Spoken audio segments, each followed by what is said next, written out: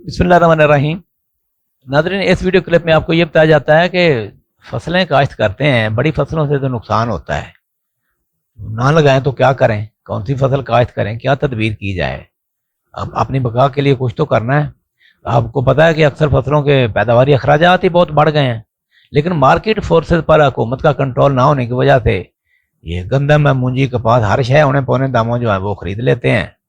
جب سٹاکیوں کے پاس چلی جاتی ہے، ایکسپورٹ بھی ہوتی ہے، ریٹ بھی، منافع جو ہے ان سرمایہ داروں کو تو منافع ہوتا ہے، حکومت بھی کماتی ہے، لیکن کاشتکار ہاتھ ملتے رہ جاتا ہے۔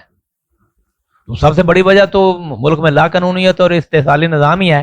اس کے اوپر بار بار بات کرنے کا جو ہے نا وہ کوئی خاص فائدہ نہیں ہے۔ پہلے سیاسی اور معاشی بحران تھا، اب عدالتی بحران کی طرف حکومت بڑھ رہی ہے، تو اس کے یہ تو بڑا الگ موضوع ہے۔ اس کے اوپر اس کی بجائے ہم اپنی بقا کی کیا تدبیر کریں۔ اب جس طرح کا موسم بن گیا ہے نا، تو آپ دیکھیں تیلوں کے لیے بھی یہ بڑا تباہ کن ثابت ہو سکتا ہے۔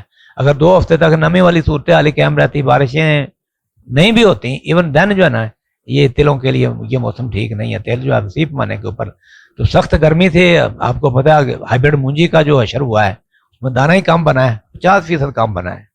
کپاس ویسے کم لگی ہے، مکئی رول رہی ہے۔ آلو پیاز جو ہے یہ ہیں، تو آلو پیاز ہر بندہ تو لگا نہیں سکتا، یہ تو پروفیشنل کا کام ہے۔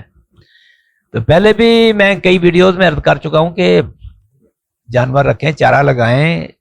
اکیلی فصل کاری جو ہے نا یہ اب منافع بخش نہیں رہی۔ صورتحال اس طرح کی ہے کہ زبردستی ایک عوام کو جو ہے نا، کاشتکاروں کو زبردستی کے ساتھ اس سے بیگار لی جا رہی ہے۔ کھادیں مہنگی ہیں، بجلی کا ریٹ کم کرنے کو تیار نہیں ہے۔ پیداواری اخراجات کم کرنے کے لیے جو ہے نا آپ کوشش کریں کہ کوئی زمینی اصلاح کا عمل جو ہے نا وہ اس کو شروع کریں، مکس کراپنگ کریں، ایک سے زیادہ فصلیں کسی ایک فصل کے اوپر انحصار نہ کریں۔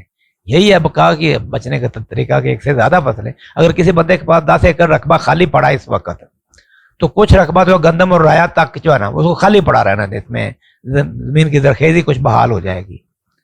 تو زیادہ بھاگنے سے زیادہ دلدل میں کی صورتحال بن چکی ہے۔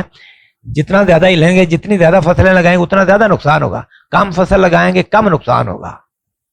ہاں جی، زیادہ بارش آتی ہے تو زیادہ پانی آتا ہے، کم بارش آتی ہے تو کم پانی آتا ہے۔